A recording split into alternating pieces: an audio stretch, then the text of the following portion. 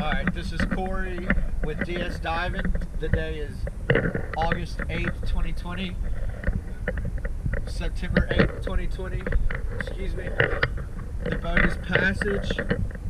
And this is the post-cleaning inspection.